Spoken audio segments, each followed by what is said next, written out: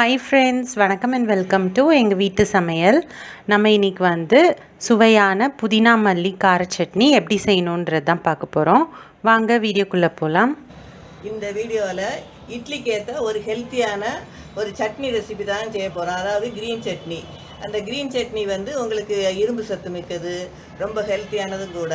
இதில் வந்து புதினா, கருவேப்பிலை, கொத்தமல்லி, காரத்துக்கு வந்து பச்சை மிளகாய் மட்டும்தான் சேர்த்துருக்கோம். அதனால தான் இது க்ரீன் சட்னி. இதுக்கு இன்னொரு பேர் வந்து புதினா மல்லி கார சட்னின்னு சொல்லுவாங்க. இது ரொம்ப டேஸ்டியாகவும் இருக்கும், ரொம்ப ஹெல்த்தியானதும் கூட. வாங்க எப்படி செய்வோன்னு பார்ப்போம்.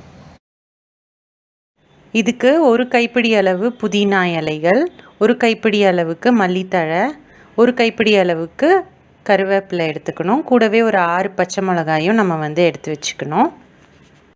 ஒரு கடாயில் தேவையான அளவு எண்ணெய் விட்டுட்டு 2 டேபிள் ஸ்பூன் வந்து கடலைப்பருப்பு போட்டு நல்லா செவக்கிற வரைக்கும் வறுத்துக்கோங்க.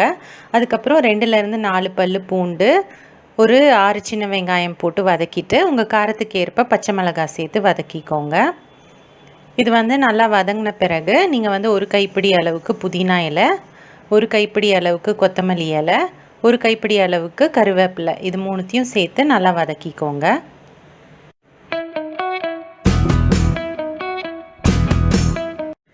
அடுத்து ஒரு எலுமிச்சம்பழம் அளவுக்கு நம்ம வந்து புளி சேர்த்துக்கணும்.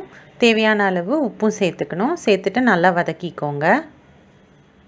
கடைசியாக வந்து ஒரு 1/4 மூடி அளவுக்கு தேங்காய், இல்லைன்னா 3 டேபிள் ஸ்பூன் அளவுக்கு தேங்காய் வந்து சேர்த்துட்டு நம்ம நல்லா கிண்டிட்டு நம்ம வந்து ஃப்ளேமை வந்து அணைச்சிடலாம்.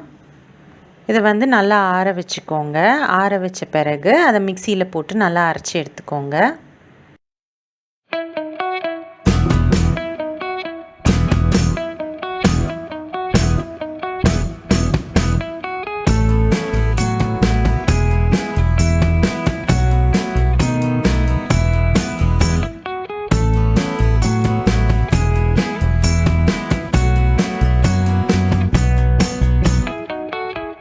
இப்போது இதை வந்து நம்ம தாளிக்க போகிறோம். இதுக்கு வந்து ஒரு குட்டி கடாயில் கொஞ்சமாக எண்ணெய் விட்டுக்கோங்க. எண்ணெய் காஞ்சதும் கடுகும் உளுத்தம் பருப்பும் சேர்த்துக்கோங்க. கூடவே காஞ்ச மிளகாவையும் கிள்ளி போட்டு சேர்த்துக்கோங்க. அதுக்கப்புறம் கொஞ்சோண்டு பெருங்காயத்தூளும் சேர்த்துக்கோங்க. அவ்வளோதான், நம்மளோட தாளிப்பு ரெடி. இதை வந்து சட்னியில் சேர்த்துக்கலாம். நம்மளோட சூப்பரான சுவையான புதினா மல்லி கார சட்னி, இல்லைன்னா க்ரீன் சட்னி வந்து செம்மையாக தயாராகிடுச்சு. இது வந்து நம்ம இட்லி தோசைக்கெலாம் தொட்டு சாப்பிட்டோம் அப்படின்னா சூப்பராக இருக்கும். ஸோ நீங்களும் ட்ரை பண்ணிங்கன்னா உங்களோட ஃபீட்பேக்கை எங்களுக்கு ஷேர் பண்ணுங்கள்.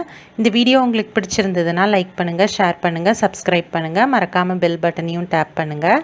அப்போ தான் எங்களோட ரெகுலர் அப்டேட்ஸ் உங்களுக்கு வந்து சேரும். தேங்க்யூ.